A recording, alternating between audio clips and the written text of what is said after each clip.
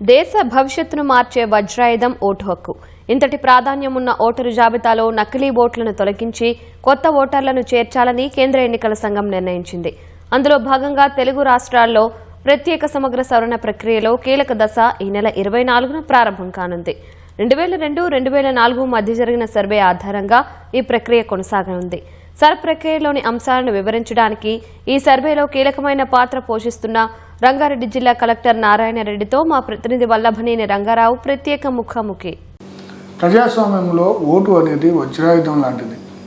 ఇప్పుడు ఆ వజ్రాయుధం కొంత ప్రమాదంలో పడినట్లు కనపడుతుంది.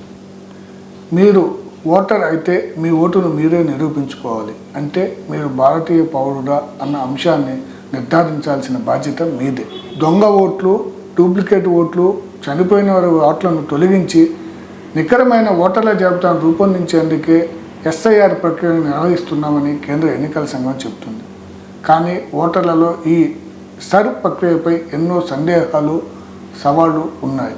వీటన్నిటిని వివరించేందుకు రంగారెడ్డి జిల్లా ఎన్నికల అధికారి అదేవిధంగా కలెక్టర్ నారాయణ రెడ్డి గారు మనతో ఉన్నారు. వారిని అడిగి మరిన్ని వివరాలు తెలుసుకుందాం. సార్ నమస్కారం. సార్ నమస్తే. సార్, ఎస్ఐఆర్ యొక్క ప్రధాన ఉద్దేశం ఏంటి? దీనివల్ల కలిగే లాభాలు ఏంటి? ముందుగా మీరు ఇందాక అన్నట్టుగా ప్రజాస్వామ్యంలో ఓటు అనేది వజ్రాయుధం. అయితే ఈ ఎస్ఐఆర్ స్పెషల్ ఇంటెన్సివ్ రివిజన్ అనే ప్రక్రియ ద్వారా ఆ వజ్రాయుధాన్ని ఇంకా పటిష్టం చేయడానికి ఈ కార్యక్రమం అనేది మనం ఫస్ట్ గుర్తించాలి. అంటే ఎక్కడ కూడా దీని మీద అపోహలు కానీ ఇంకోటి మనకు అవసరం లేదు. అంటే ఆ వజ్రాయుధాన్ని ఇంకా స్ట్రెంథన్ చేయడానికి ఈ యొక్క స్పెషల్ ఇంటెన్సివ్ రివిజన్. అంటే ఎలిజిబిలిటీ ఉన్న ప్రతి ఒక్క ఓటరు తన పేరు ఓటర్ లిస్టులో ఉండాలి. ఎలిజిబిలిటీ లేని వ్యక్తి ఎవరు కూడా ఓటర్ లిస్టులో ఉండరాదు అనేది దీని యొక్క బేస్ ఆబ్జెక్టివ్. 2002 ఓటర్ లిస్ట్ అంటే 2002 తీసుకుంటున్నాము. అంటే మనకి ఇంతకుముందు ఈ ఎస్ఐఆర్ అనే కార్యక్రమం 2002లో జరిగింది. సో అప్పటి ఓటర్ లిస్టులో ఉన్న ఓటుతో ఒకవేళ మ్యాపింగ్ చేసి ఉంటే ఆ ఇన్ఫర్మేషన్ కూడా ఆ ఎన్యుమరేషన్ ఫామ్లో వస్తుంది. ఫర్ ఎగ్జాంపుల్ మన జిల్లా తీసుకుంటే అంటే రంగారెడ్డి జిల్లా ఇప్పటికే 56% మనం ఆ విధంగా మ్యాప్ చేసినాం. అంటే ఎగ్జిస్టింగ్ ఓటర్స్ను మనం 56% ఆల్రెడీ మ్యాప్ చేసినాం. సరే, ఎస్ఐఆర్లో అసలు ప్రధానంగా ఉన్న దశలు ఏంటి? ఈ ప్రక్రియ ఎప్పటిలోగా ముగిస్తారు? ఎస్ఐఆర్ యొక్క ముఖ్య ఉద్దేశం ఇందాక చెప్పినట్టుగా అర్హత ఉన్న ప్రతి ఒక్క ఓటర్ పేరు ఓటర్ లిస్టులో ఉండాలి. అర్హత లేని ఏ ఒక్కరి పేరు కూడా ఉండరాదనేది దీని యొక్క ముఖ్యమైన లక్ష్యం. ఇప్పుడు ఇంటింటి సందర్శనలో భాగంగా మనం ప్రతి ఓటర్కు ఎన్యుమరేషన్ ఫామ్ ఇచ్చి వారి యొక్క డీటెయిల్స్ అంటే ఆల్రెడీ మ్యాప్ అయి ఉంటేనేమో 2002 సంబంధించిన ఇన్ఫర్మేషన్ దానిలో ఉంటుంది. దాన్ని ఏమైనా తప్పులు ఉంటే కరెక్షన్ చేసి సంతకం పెట్టి ఇవ్వాలి. ఒకవేళ లేకుంటే ఇప్పుడు ఆ ఎన్యుమరేషన్ ఫామ్లో ఫిల్ చేసి వారు సంతకం పెట్టిస్తే సరిపోతుంది. ఇది ముఖ్యమైన ఘట్టం. సో ఈ ఇంటింటి సందర్శనలో భాగంగా మనం కలెక్ట్ చేసిన అన్ని ఎన్యుమరేషన్ ఫామ్లో వచ్చిన సంతకంతో పాటుగా వచ్చిన వారిని అందరినీ కూడా డ్రాఫ్ట్ ఓటర్ లిస్ట్లో పెట్టి మనం 31 జూలై రోజు డ్రాఫ్ట్ ఓటర్ లిస్ట్ పబ్లిష్ చేస్తాం. అంటే ఇక్కడ ఎన్యుమరేషన్ ఫామ్ను ఫిల్ చేసి ఇవ్వడం అనేది వెరీ వెరీ ఇంపార్టెంట్. సార్, ఇప్పుడు ఎస్ఐఆర్లో మన దగ్గర చూసుకుంటే 56% మ్యాపింగ్ జరిగింది. అంటే మిగతా 44% ఓటర్లను మనం ఎందుకు మ్యాప్ చేయలేకపోయాం? కరెక్ట్. అంటే మన దాంట్లో ముఖ్యంగా రంగారెడ్డి తీసుకుంటే శేర్లింగంపల్లి కావచ్చు, రాజేంద్ర నగర్ కావచ్చు, అదేవిధంగా ఎల్బీ నగర్ కావచ్చు, అంటే పార్ట్ ఆఫ్ ఇబ్రహీంపట్నం, మహేశ్వరం ఈ కాన్స్టిట్యున్సీల్లో అర్బన్ ఏరియా ఉండడం వల్ల ముఖ్యమైన 2 విషయాలు. బిఎల్ఓ వాళ్ళని రీచ్ కాకపోవడం. అంటే వారు ఇంతకుముందు ఈ ఇంట్లో ఉన్నారు, ఇప్పుడు మేబీ పక్క కాలనీకో పక్క కొంత దూరంలో షిఫ్ట్ అయి ఉండొచ్చు రెంట్కున్న వాళ్ళు. సో వాళ్ళని రీచ్ కాలేకపోవడం. మామూలుగా voters.eci.gov.in అనే సైట్లో 2002 సంబంధించిన అంటే ఫర్ ఎగ్జాంపుల్ నేను 2002 నేను ఎక్కడ ఓటేసి నాకు తెలిసి ఉంటుంది. సో అక్కడి అసెంబ్లీ కాన్స్టిట్యున్సీ అంటే ఫస్ట్ అక్కడ స్టేట్, అక్కడ అసెంబ్లీ కాన్స్టిట్యున్సీ, అక్కడి అసెంబ్లీ కాన్స్టిట్యున్సీ సెలెక్ట్ చేసిన వెంటనే అక్కడున్న ఓటర్ లిస్ట్ పేరు వస్తుంది. అంటే ముఖ్యంగా పోలింగ్ స్టేషన్ పేరు వస్తుంది. ఆ పోలింగ్ స్టేషన్లో మన పోలింగ్ స్టేషన్ సెలెక్ట్ చేసుకుంటే ఆటోమేటిక్గా మన పేరు, తండ్రి పేరు, ఏజ్, వయసు కొట్టేసరికి అది మన యొక్క డీటెయిల్స్ చూపిస్తుంది. సో ఆ విధంగా ఆన్లైన్లో సెర్చ్ చేసుకోవచ్చు. అక్రాస్ ద కంట్రీ ఎక్కడున్నా కూడా అంటే 2002లో అక్రాస్ ద కంట్రీ ఎక్కడ ఓటర్గా నమోదై ఉన్నా కూడా దాన్ని మనం ఈ సైట్లో ఈజీగా ఫైండ్ అవుట్ చేయొచ్చు. ఆ వివరాలు తీసుకొని మనం ఈ ఫామ్లో ఫిల్ చేసి సంతకం పెట్టిస్తే సరిపోతుంది. సార్, ఇప్పుడు మీరు 2002 ఓటర్ల జాబితా ప్రామాణికంగా ఎస్ఐఆర్ అనే ప్రక్రియ నిర్వహిస్తున్నారు. సార్, ఎస్ఐఆర్ ప్రక్రియలో నేను 2002 ఓటర్ల జాబితాలో నా పేరు లేదు, అలాంటప్పుడు నా ఓటు పరిస్థితి ఏంటి? కరెక్ట్. ఎస్. ఇక్కడ 2002లో ఫర్ ఎగ్జాంపుల్ నేను అప్పటికి 18 ఇయర్స్ దాటలేదు, లేదా ఇంకా ఏదో ఒక కారణం చేత నా పేరు అక్కడ లేదు. లేనప్పుడు నా తల్లి లేదా తండ్రి పేరు, లేదా ఇంకా మా నాయనమ్మ పేరు, మా తాతయ్య పేరు, ఇట్లా ఎవరి పేరు ఉంటే ఫస్ట్ వాళ్ళది మ్యాప్ చేసుకోవాలి. వాళ్ళు మ్యాప్ చేసుకున్న తర్వాత వాళ్ళ డీటెయిల్స్ నా యొక్క డీటెయిల్స్ మ్యాప్ చేసుకోవచ్చు. దాన్ని ప్రొజోనీ అంటాం. సో ఆ విధంగా చేసుకోవడానికి అవకాశం ఉంటుంది. లేనప్పుడు కంప్లీట్గా లేదు అసలు, అంటే ఈవెన్ తల్లిదండ్రుల పేర్లు కూడా లేవు, అప్పుడు సర్టన్ డాక్యుమెంట్ సబ్మిట్ చేయాల్సిన అవసరం ఉంటుంది. అంటే ఎలాంటి డాక్యుమెంట్లు సబ్మిట్ చేయాల్సి ఉంటుంది సార్ దీనికి సంబంధించి? ఎస్, ఈ విధంగా మ్యాపింగ్ చేసే అవకాశం లేనప్పుడు ఒకవేళ ఆ వ్యక్తి భారతదేశంలో 1987 కంటే ముందు జన్మించి ఉంటే కానీ ఆ వ్యక్తి ఎన్నికల సంఘం సూచించిన వాటిలో place of birth, date of birth సూచించి ఒక సర్టిఫికేట్ను సబ్మిట్ చేస్తే సరిపోతుంది. ఒకవేళ ఆ వ్యక్తి 1/7/1987 తర్వాత, అదేవిధంగా 2/12/2004 ఈ మధ్యకాలంలో జన్మించి ఉంటే ఆ వ్యక్తి తన యొక్క place of birth, date of బర్త్తో పాటుగా తన తల్లి లేదా తండ్రి ఇద్దరిలో ఏదో ఒకరిది సంబంధించిన డాక్యుమెంట్ సబ్మిట్ చేసి సరిపోతుంది. లేదా ఒకవేళ 2004 తర్వాత, అంటే 2/12/2004 తర్వాత ఒకవేళ జన్మించి ఉంటే ఆ వ్యక్తి తనది, తల్లిది మరియు తండ్రిది ఇద్దరిది, అంటే మొత్తం ముగ్గురు అవుతుంది, తనది, తల్లి, తండ్రి, మొత్తం ముగ్గురు డాక్యుమెంట్లు సబ్మిట్ చేయాల్సిన అవసరం ఉంటుంది. ఈ పీరియడ్లో, అంటే ఇప్పుడు హౌస్ టు హౌస్ సందర్శన పీరియడ్లో ఇవ్వాలి. ఈ పీరియడ్ దాటితే మళ్ళీ దాని తర్వాత ఈఆర్ఓ అంటే ఎలక్టోరల్ రిజిస్ట్రేషన్ ఆఫీసర్ తను ఇప్పుడు ఓటర్ లిస్ట్లో ఉండి ఈ విధంగా ఎన్యూమరేషన్ ఫామ్లు ఇవ్వడం వాళ్ళందరికీ కూడా నోటీసులు ఇవ్వడం జరుగుతుంది. ఆ లిస్ట్ కూడా సపరేట్గా మనం పబ్లిష్ చేస్తాం. అప్పుడు తప్పకుండా నువ్వు మ్యాపింగ్లో అంటే 2002 ఓటర్ లిస్ట్ ఉన్నా లేకపోయినా ఇప్పుడు నేను చెప్పిన విధంగా అన్ని డాక్యుమెంట్స్ సబ్మిట్ చేయాల్సి ఉంటుంది. సో 2002 ఓటర్ల జాబితాలో నా పేరు లేకున్నా కూడా, మా ఫాదర్ పేరు లేకున్నా, నా పేరు లేకున్నా కూడా మనకి హౌస్ టు హౌస్కి వచ్చినప్పుడు పిఎల్ఓ కనుక ఈ డాక్యుమెంట్ సబ్మిట్ చేస్తే సరిపోతుంది. లేకుంటే ఉంటేనేమో జస్ట్ ఇన్ఫర్మేషన్ ఇస్తే సరిపోతుంది, అప్పుడు డాక్యుమెంట్ కూడా అవసరం లేదు. కానీ ఈ పీరియడ్ అయిపోతే అప్పుడు మనం క్లెయిమ్స్ అండ్ ఆబ్జెక్షన్ పీరియడ్ పోతాం, అంటే నెక్స్ట్ పీరియడ్. అది మనకు 31st, అంటే మనం డ్రాఫ్ట్ రోల్ 31st జూలైకి పబ్లిష్ చేస్తున్నాం.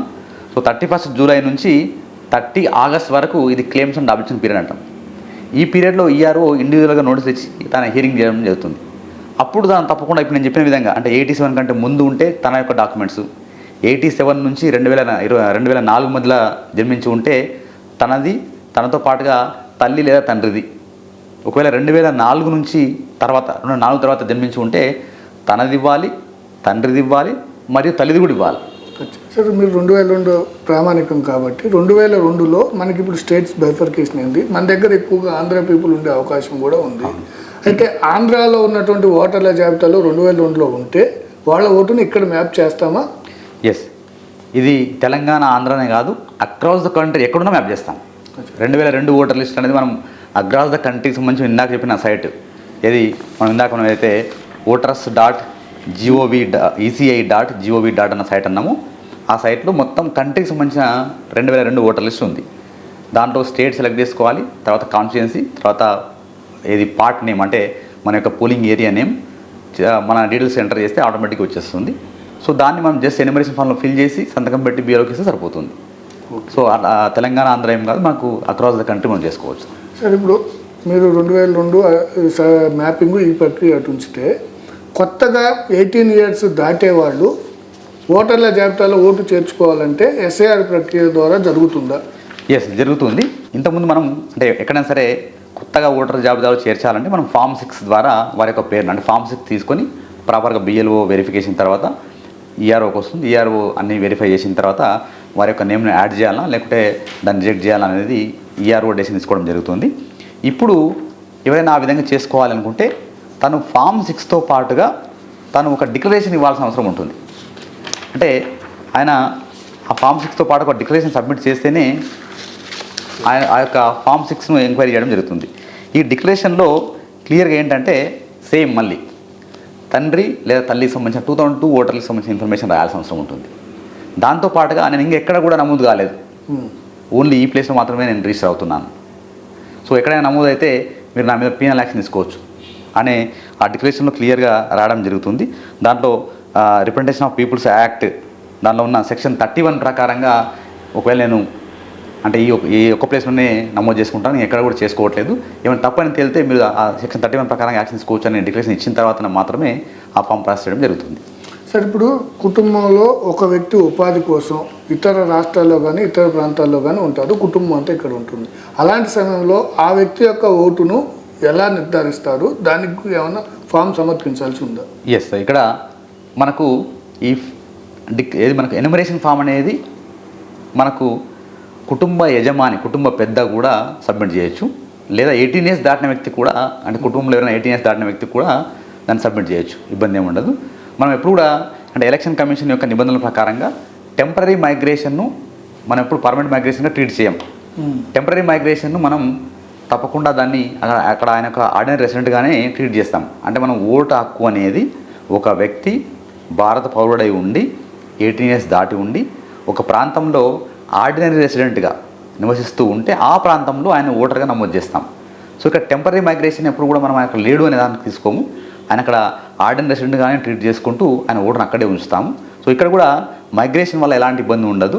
అంటే కంప్లీట్ ఫ్యామిలీ మైగ్రేట్ అయి ఉంటే ఇబ్బంది అవకాశం ఉంటుంది. ఎవరో ఒక 18 years దాటిన వ్యక్తి ఉన్నా కూడా ఆ వ్యక్తి కుటుంబ సభ్యులందరి తరపున కూడా తన ఇన్ఫర్మేషన్ ఫిల్ చేసి సబ్మిట్ చేయడానికి అవకాశం ఉంటుంది. సార్, బిఎల్ఓ ఇంటికి వచ్చినప్పుడు ఒకవేళ మా కుటుంబం మొత్తం కూడా ఇంట్లో లేదు, ఎవరు ఉండరు, అలాంటి సమయంలో మేము ఎన్యుమరేషన్ ఫార్మ్ను ఎవరికి ఇవ్వాలి, ఎక్కడ ఫిల్ చేయాలి మళ్ళీ?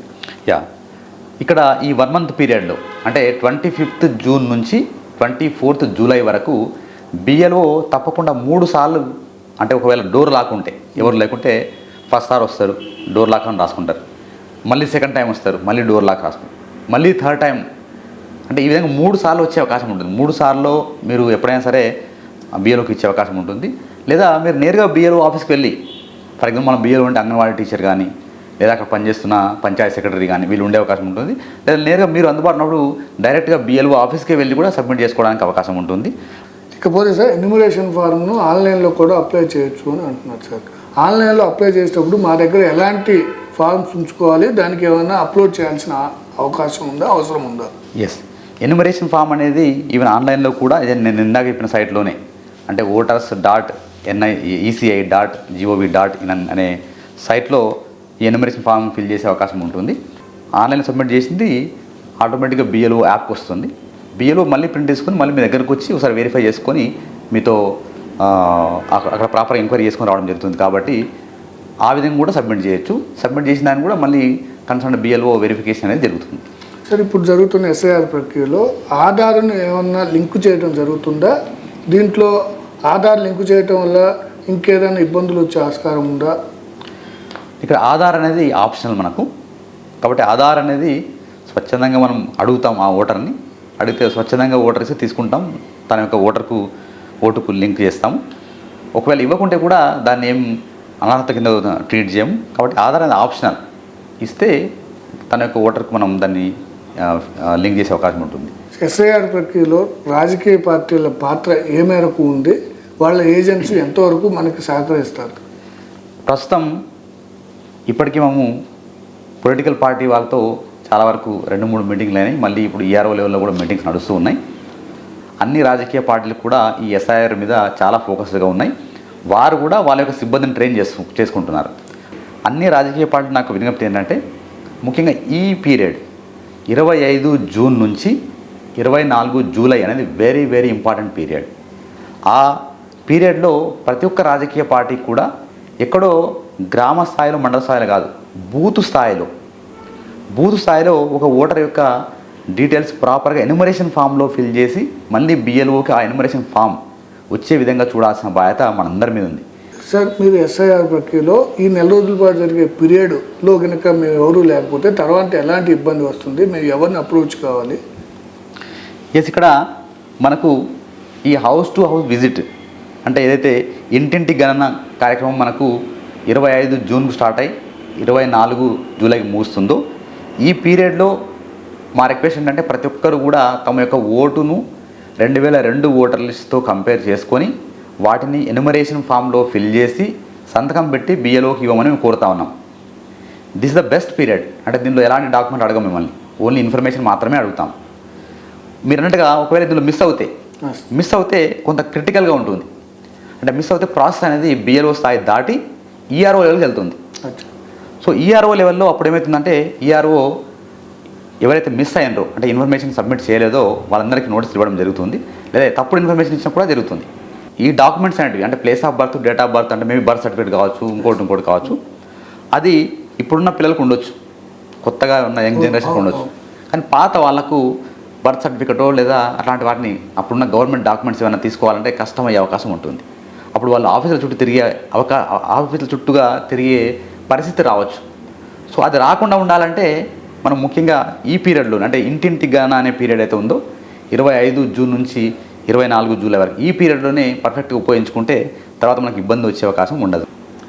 ఇంటింటి గణన ప్రక్రియకు బిఎల్ఓలు వచ్చినప్పుడు ఓటర్లంతా తమ దగ్గర ఉన్న ఆధారాలు సమర్పిస్తే సరిపోతుందని, ఇంటింటి గణన ప్రక్రియ దాటిన తర్వాత కొంత ప్రక్రియ క్లిష్టతరమయ్యే ఆస్కారం ఉంది కాబట్టి ఓటర్లు, రాజకీయ పార్టీలు అందరూ సహకరించి ఇంటింటి గణన ప్రక్రియను కనుక విజయవంతం చేస్తే ఎస్ఐఆర్పై ఎలాంటి ఆందోళన చెందాల్సిన అవసరం లేదని నారాయణ రెడ్డి గారు చెప్తున్నారు. కెమెరామెన్ సూర్యతో కలిసి రంగారావు, ఈటీవీ న్యూస్, హైదరాబాద్.